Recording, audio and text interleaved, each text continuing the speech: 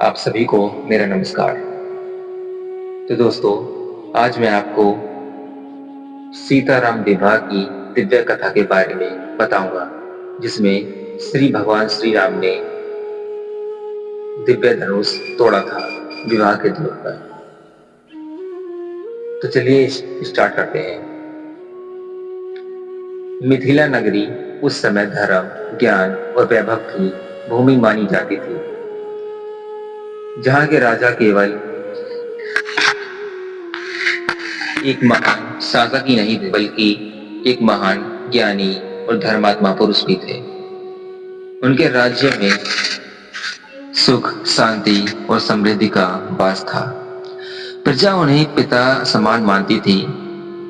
जनक जी के महल में वैभव की कोई कमी नहीं थी, किंतु उनके जीवन में एक अभाव था, संतान का अभाव। राजा जनक और रानी सुनैना संतान प्राप्ति के लिए अनेक यज्ञ, तप और पूजा करते थे।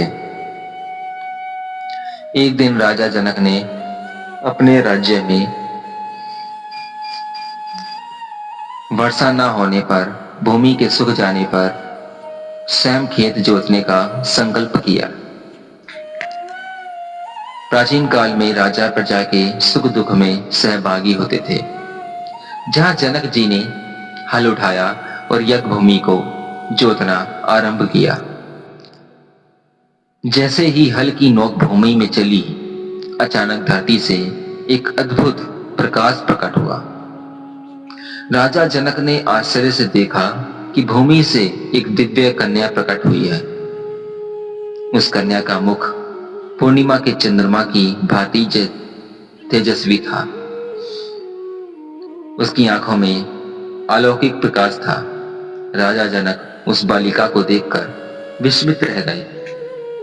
राजा जनक ने उस दिव्य बालिका को अपनी गोद में उठाया। उनके हृदय में अपार प्रेम उमड़ पड़ा। उन्हें अनुभव हुआ कि यह कोई साधारण कन्या नहीं, स्वयं देवी का अवतार है। उन्होंने उस कन्या का नाम रखा सीता, क्योंकि वह हल की रेखा से प्राप्त हुई थी। जनक जी और रानी सुनैना ने सीता जी का पालन पोषण अत्यंत प्रेम से किया। सीता बचपन से ही असाधारण थी। वे रूप, रंग, गुण, शील और करुणा की मूर्ति थी। महल में सभी उन्हें प्रेम करते थे। उनकी विनम्रता और तेज देखकर सभी चकित रह जाते थे। जैसे जैसे सीता बड़ी होने लगी, वैसे वैसे उनके दिव्य गुण प्रकट होने लगे। वे केवल सुंदर ही नहीं, बल्कि अत्यंत बलशाली भी थी। राजा जनक के महल में भगवान शिव का एक अद्भुत धनुष रखा था। वह धनुष इतना भारी था कि उसे अनेक बलशाली योद्धा भी नहीं हिला सकते थे। यह वही दिव्य शिव धनुष था जो देवताओं ने जनक वंश को सौंपा था। राजा जनक प्रतिदिन उसकी पूजा करते। वह धनुष राजमहल में एक विशेष स्थान पर रखा था। एक दिन बालिका सीता अपनी सखियों के साथ खेलते खेलते उस स्थान पर पहुंची जहां से धनुष रखा था। वहां सफाई हो रही थी। धनुष के नीचे धूल जमी थी। सीता जी ने सहज भाव से उस विशाल धनुष को एक हाथ से उठाकर नीचे की भूमि साफ कर दी। वहां उपस्थित सेवक और सैनिक यह देखकर स्तब्ध रह गए।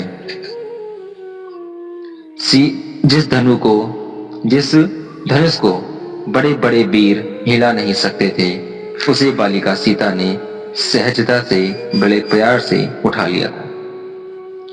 यह समाचार तुरंत राजा जनक तक पहुंचा। राजा जनक ने जब यह सुना तो वे विस्मित रह गए। उन्होंने समझ लिया कि सीता कोई साधारण कन्या नहीं है।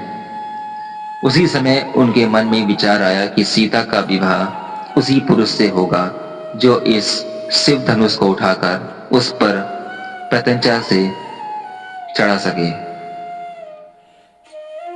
समय बीतता गया। सीता विवाह योग्य आयु को प्राप्त हुई। राजा जनक को चिंता होने लगी कि उनकी पुत्री के योग्य वर कहाँ मिलेगा। तब उन्होंने निश्चय किया कि सीता का स्वयंवर आयोजित किया जाए, पर यह कोई सामान्य स्वयंवर नहीं था। राजा जनक ने घोषणा करवाई कि जो भी राजा या राजकुमार भगवान शिव के उस दिव्य धनुष को उठाकर उसकी प्रत्यंचा चढ़ाएगा, वही सीता का वरण करेगा। यह समाचार समस्त आर्यावर्त में फैल गया।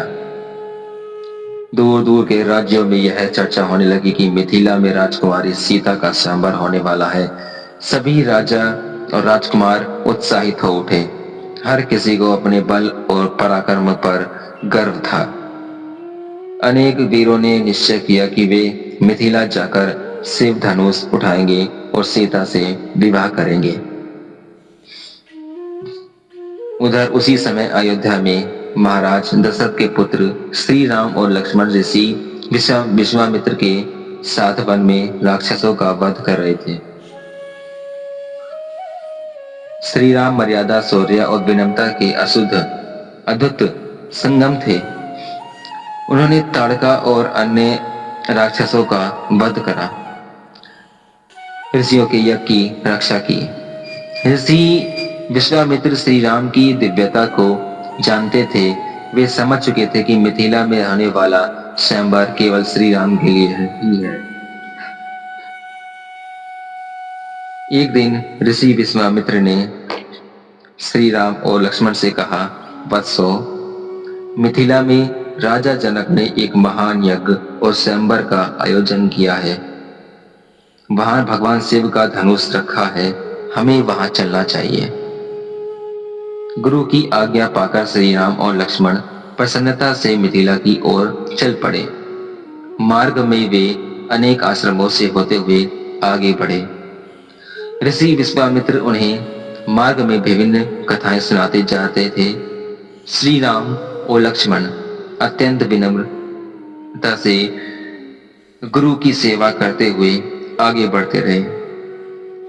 जब वे मिथिला नगरी के समीप पहुंचे, तब नगर का सौंदर्य देखते ही बनता गया था।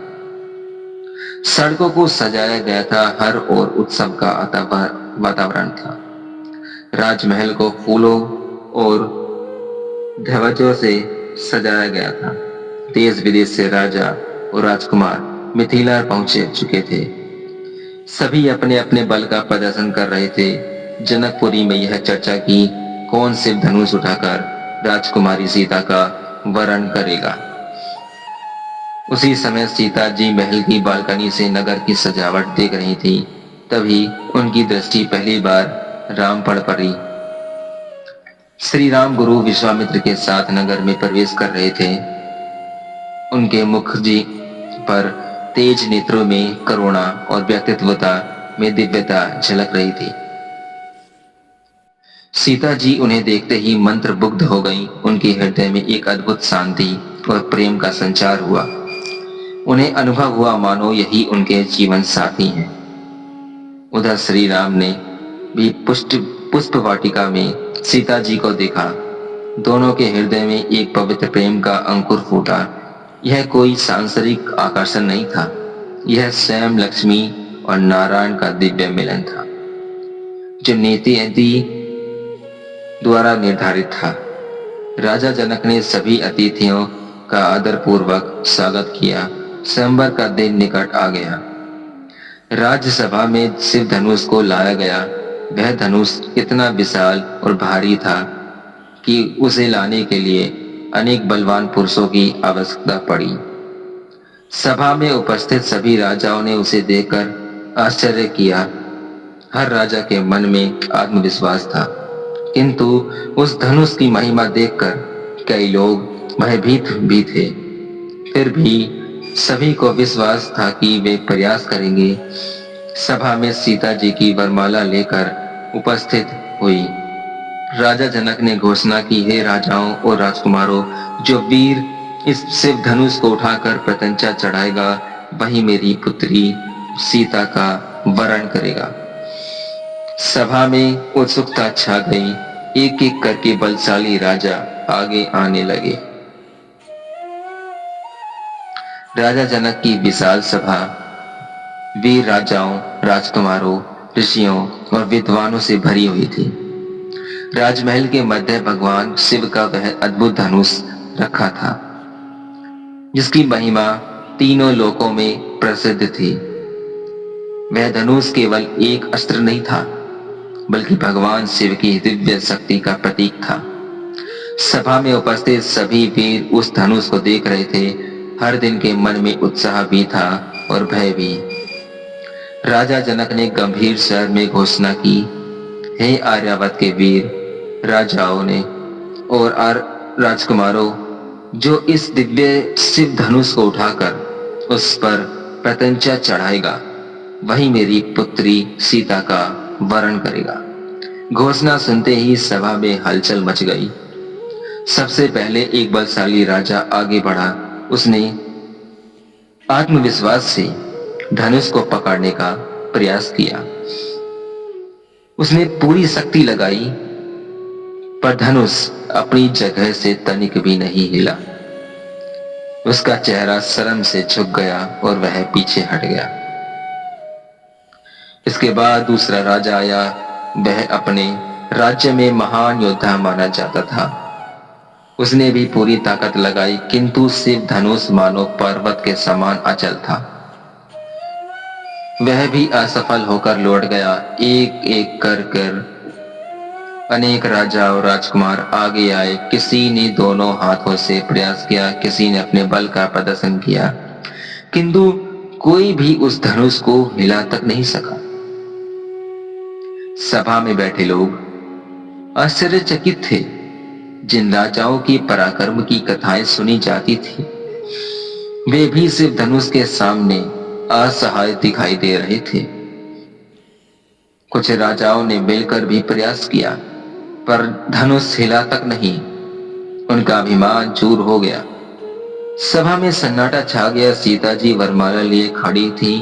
उनके मन में एक ही प्रार्थना थी, हे प्रभु, वही पुरुष इस धनुष को उठाए जिसे आपने मेरे लिए चुना है।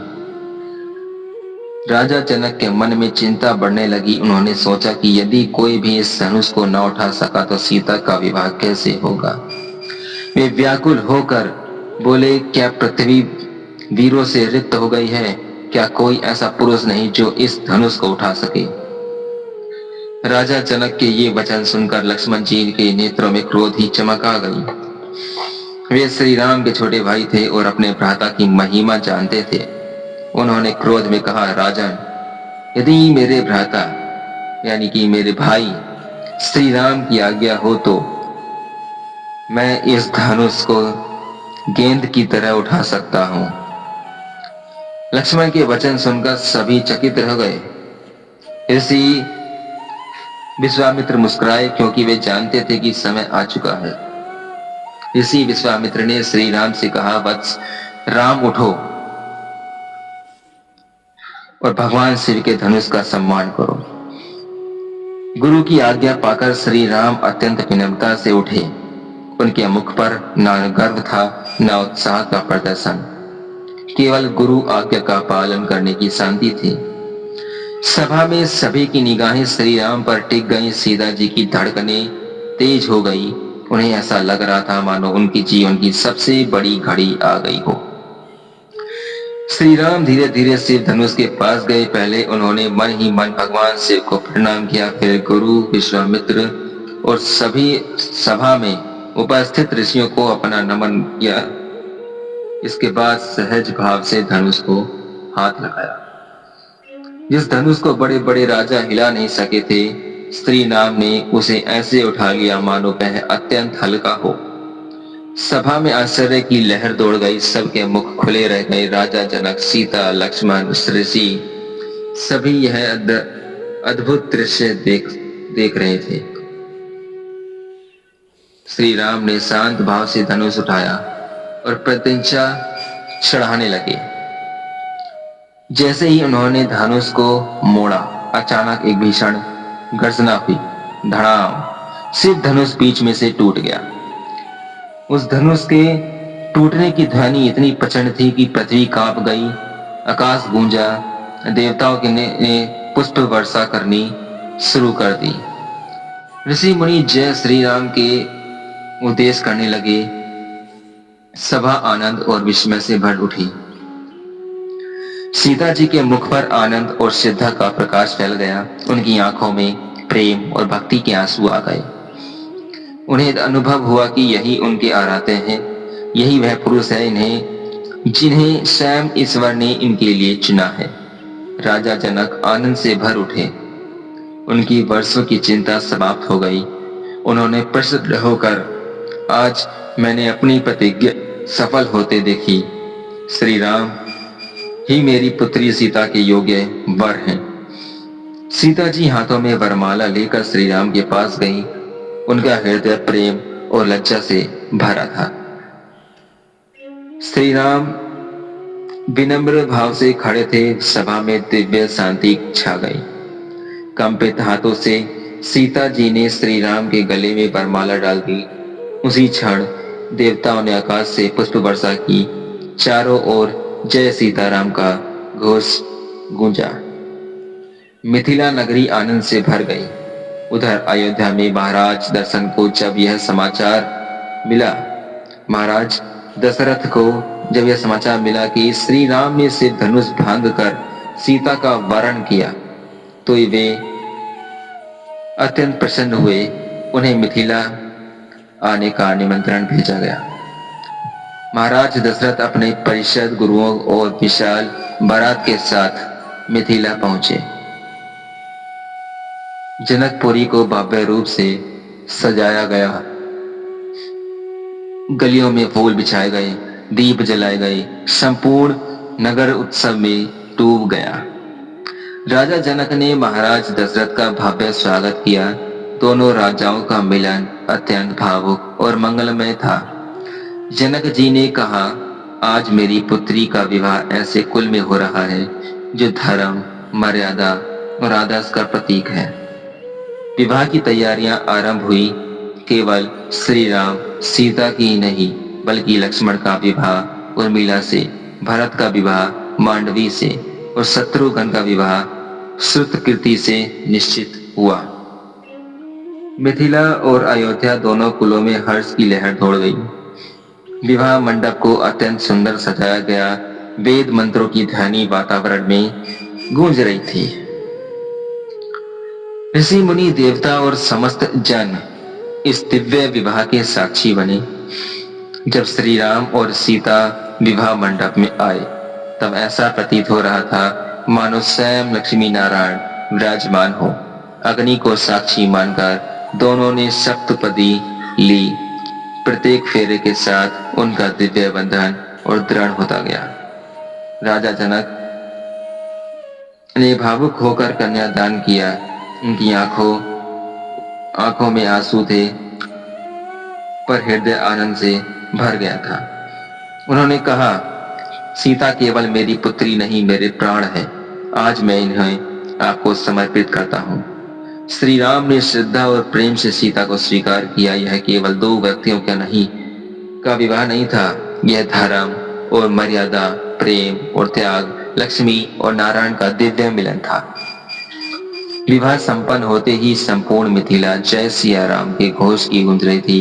देवताओं ने पुनः पुष्प वर्षा की। राजा जनक और महाराज दशरथ के हृदय गर्व और आनंद से भर गए। सीताराम विवाह केवल एक राजसी विवाह नहीं था। यह संसार को यह संदेश देने वाली लीला थी कि जब धर्म और प्रेम, विनम्रता मिलते हैं, तब ईश्वर स्वयं प्रकट होते हैं। विवाह के पश्चात विदाई का समय आया। जनक जी की आंखों से आंसू बहने लगे। सीता जी भी भावुक थी, किंतु वे जानती थी कि सब उनका जीवन श्री राम के साथ धर्म पथ पर आगे बढ़ेगा। बारात अयोध्या की ओर रवाना हुई। मार्ग में लोग श्री राम और सीता के दर्शन कर धन्य हो रहे थे और आनंद का वातावरण था। इस प्रकार भगवान शिव का धनुष टूटा। सीता ने श्री राम को वरण किया और इस संसार ने दिव्य सीताराम विवाह का दर्शन किया। यह कथा केवल एक घटना नहीं बल्कि प्रेम, भक्ति और ईश्वर की योजना का अद्भुत प्रमाण है। मिथिला नगरी में सीताराम भगवा विवाह का उत्सव अपने चरम पर था। राजमहल से लेकर गलियों तक हर्ष और उल्लास का वातावरण था। देवताओं की कृपा जैसे धरती पर उतर थी। वेद मंत्रों की गूंज, शंख ध्वनि, पुष्पों की वर्षा और जन जन के हृदय में उमड़ता आनंद, सब मिलकर उस दिव्य अवसर को अलौकिक बना रहे थे। राजा दशरथ जनक का हृदय संतोष से भर गया था। उनकी पुत्री सीता के योग्य वर मिल चुका था। महाराज दशरथ भी प्रसन्न थे कि उनके ज्येष्ठ पुत्र श्री राम का विवाह देवी स्वरूपता से हुआ। अयोध्या और मिथिला के मध्य प्रेम और सम्मान का नया संबंध स्थापित हुआ था। विवाह के बाद जब समस्त लोग आनंद मगन थे, तभी अचानक वातावरण में एक विचित्र परिवर्तन हुआ। अभी तक जो आकाश मंगल ध्वनियों से गूंज रहा था, वह एकाएक गंभीर हो उठा। तेज हवा चलने लगी। सभी में उपस्थित ऋषि मुनियों के मुख पर गंभीरता आ गई। अचानक सभा के द्वार पर एक तेजस्वी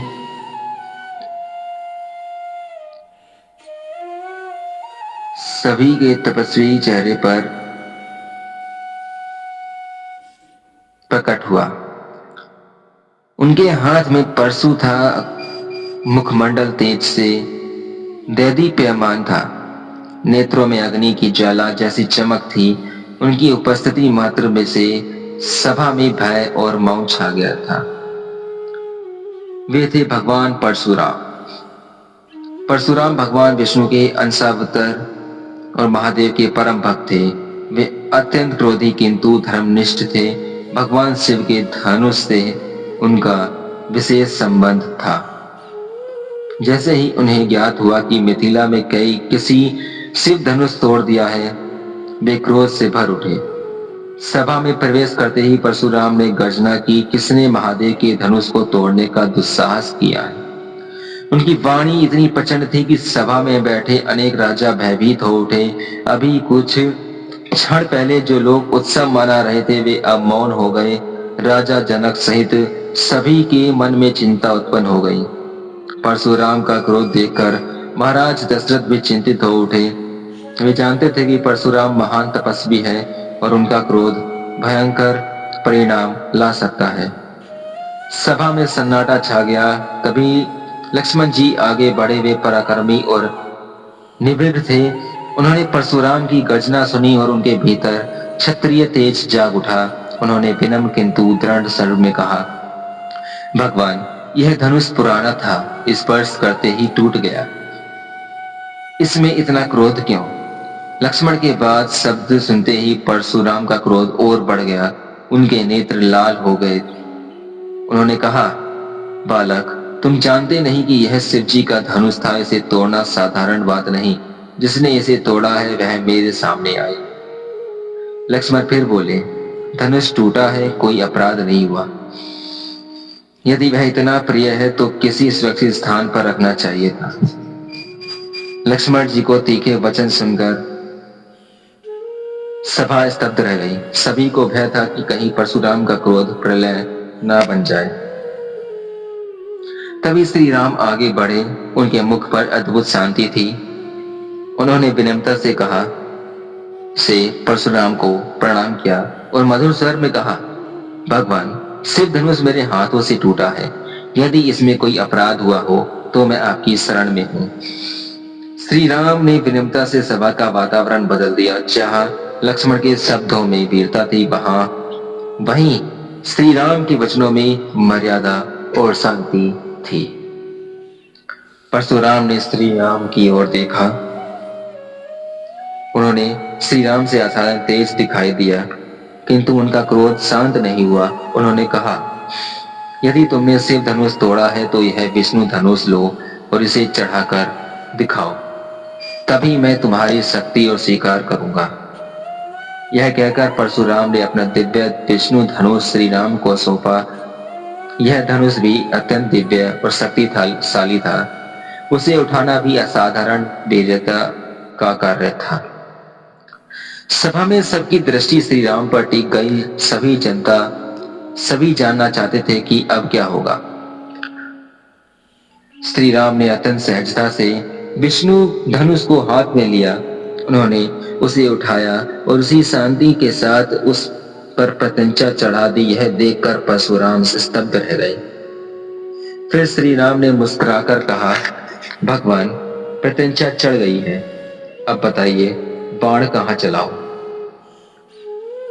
यह सुनते ही परशुराम के भीतर दिव्य ज्ञान जागृत हो गया। उन्होंने पाचन लिया कि यह कोई साधारण राजकुमार नहीं बल्कि भगवान विष्णु है। परशुराम के मन का अभिमान उसी क्षण समाप्त हो गया। उन्हें स्मरण हो आया कि वे स्वयं विष्णु के अंश हैं और उनके सामने पूर्ण पुरुषोत्तम श्री राम खड़े हैं।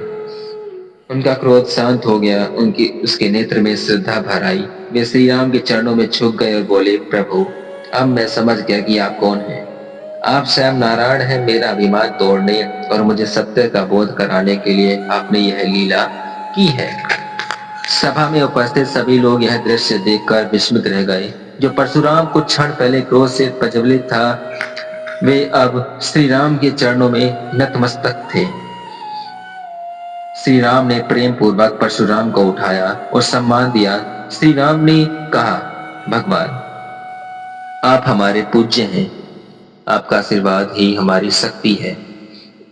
परशुराम ने श्री राम की स्तुति की और कहा, आज मेरा तप सफल है।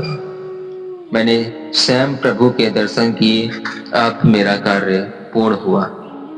इसके बाद परशुराम ने श्री राम को प्रणाम किया और तपस्या के लिए वन की ओर प्रस्थान किया।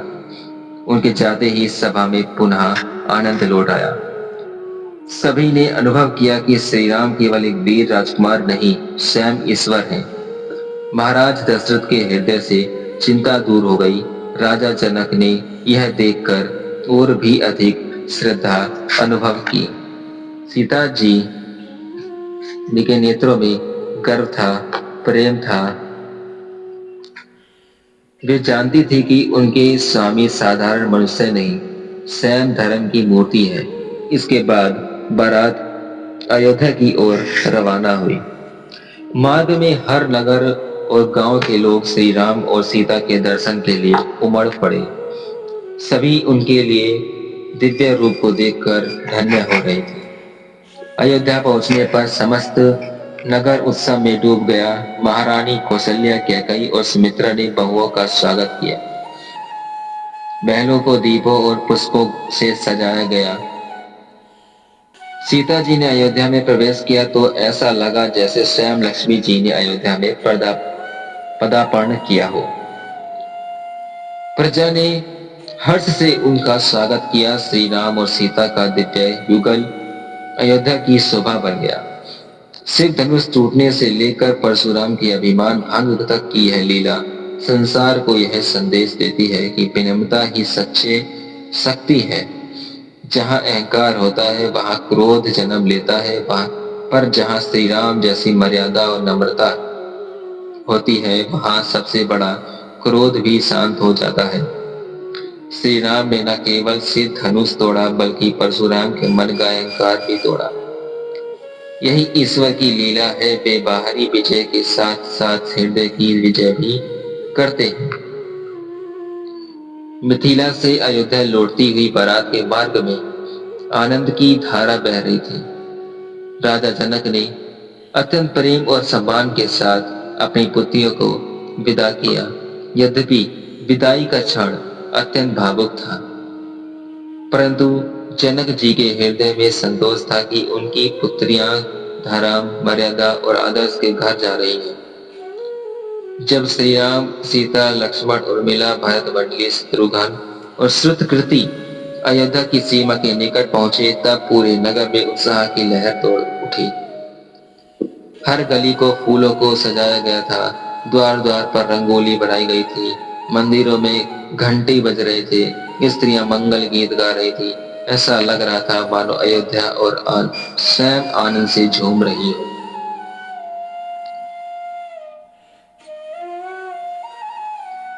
महाराज दशरथ ने नगर को दुल्हन की भांति सजाने का आदेश दिया।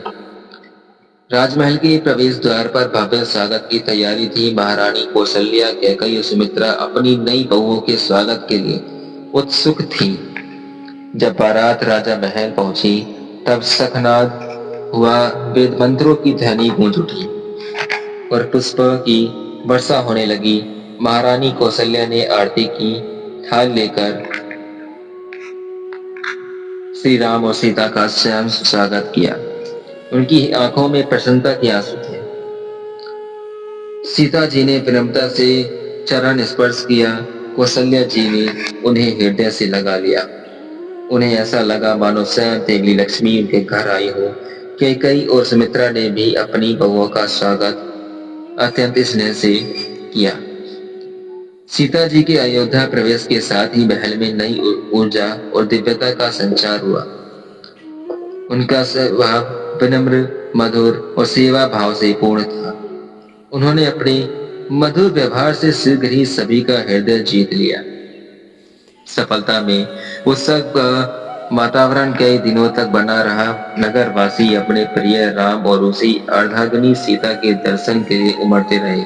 अयोध्या की प्रजा को अपने युवराज और युवरानी पर गर्व था।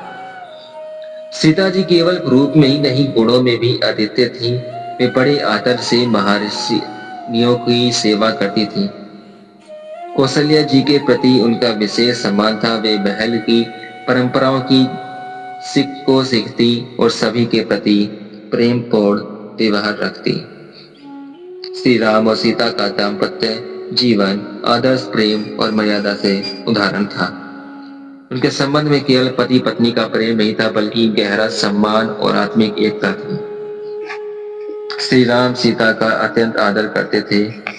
वे कभी अहंकार नहीं दिखाते थे। उनके लिए सीता केवल पत्नी नहीं, जीवन की सहभागी थी।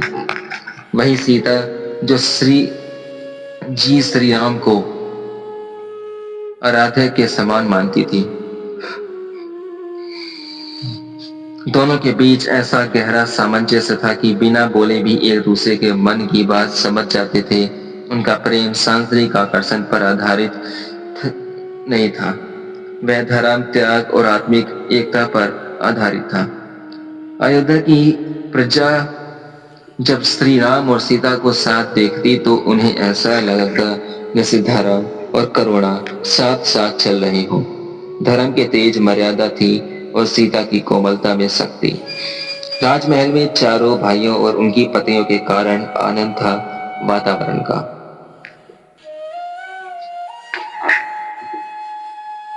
लक्ष्मण और उर्मिला का संबंध त्याग और समर्पण का प्रतीक था। भरत और मांडवी, शत्रुघ्न और श्रुतकीर्ति भी प्रेम पूर्वक जीवन व्यतीत कर रहे थे। महाराज दशरथ अपने पुत्रों को और बहुओं को देखकर अत्यंत प्रसन्न हो रहे थे। वे प्राय सोचते कि अब समय आ गया है कि श्री राम को युवराज घोषित किया जाए। श्री राम अपने कर्तव्य का पालन अत्यंत निष्ठा से करते थे। वे राजकाज में पिता की सहायता करते, प्रजा की समस्या सुनते और धर्म के अनुसार निर्णय लेते। उनकी विनम्रता और न्यायप्रियता के कारण प्रजा उन्हें अत्यंत प्रेम करती थी। सीता जी भी जनक कल्याण की भावना भी रखती थी। विधान, सेवा और धर्म कार्य में रुचि लेती। महल के सेवकों से लेकर नगर की स्त्रियों तक सभी उन्हें माता सम्मान देते थे। समय के साथ अयोध्या में यह भावना और दृढ़ होती गई कि श्री राम की राज्य के योग्य उत्तराधिकारी हैं। उनकी लोकप्रियता, धर्म निष्ठा और आदर्श चरित्र उन्हें सबसे श्रेष्ठ बनाते थे। एक दिन महाराज दशरथ ने मंत्रियों और गुरुओं के विचार विमर्श किया। सभी ने एक स्वर में कहा कि श्री राम को युवराज घोषित करना अयोध्या के लिए सबसे शुभ होगा। यह समाचार जब नगर में फैला तो प्रजा हर्ष से भर उठी। अयोध्या फिर से उत्सव की तैयारी में लग गई। लोग अपने प्रिय राम को युवराज बनते देखने के लिए उत्साहित थे। सीता जी भी यह सुनकर प्रसन्न हुई, पर उनके मन में गर्व नहीं, केवल कर्तव्य की भावना थी। वे जानती थी कि युवराज की पत्नी उन्हें होने का अर्थ अधिक जिम्मेदारी है। श्री राम ने भी युवराज पद को सम्मान के रूप में नहीं, सेवा के अवसर के रूप में देखा। यही उसकी मान्यता थी। वे अधिकार नहीं, कर्तव्य को महत्व देते हैं। अयोध्या में चारों ओर मंगल की तैयारी हो रही थी, किंतु नियति कुछ और ही लिख चुकी थी। जहां एक और राज्याभिषेक की तैयारी थी, वहीं दूसरी ओर समय एक ऐसी लीला रचा रहा था जो इतिहास बन जाएगी। महल के भीतर प्रेम और आनंद था, पर भाग्य के वर्ग गर्भ में वनवास की भूमिका तैयार हो रही थी। कैकेयी के मन में मंत्रा द्वार ऐसे विचार बोए जाने थे कि जो पूरे राज परिवार को हिला देंगे। श्री राम और सीता के जीवन का यह शांत और सुखद समय अधिक दिनों तक नहीं रहने वाला था। आगे उनके जीवन में त्याग, परीक्षा, धर्म की महान यात्रा आने वाली थी। किंतु यही हो तो राम कथा की विशेषता है। जहाँ सुख है वहाँ परीक्षा भी है, जहाँ प्रेम है वहाँ त्याग भी है, और जहाँ धर्म है वहाँ संघर्ष भी है। सीताराम का अयोध्या जीवन संसार को यह सिखाता है कि सच्चा दाम्पत्य केवल सुख में साथ रहने का नाम नहीं, बल्कि धर्म व कर्तव्य में एक दूसरे का साथ देने का नाम है। अयोध्या में उनका यह प्रारंभिक जीवन उन्हें सम्मान और आदर्श का दिव्य उदाहरण था। यही कारण है कि आज भी एक राम सीता का दाम्पत्य संसार में आदर्श माना जाता है। धन्यवाद।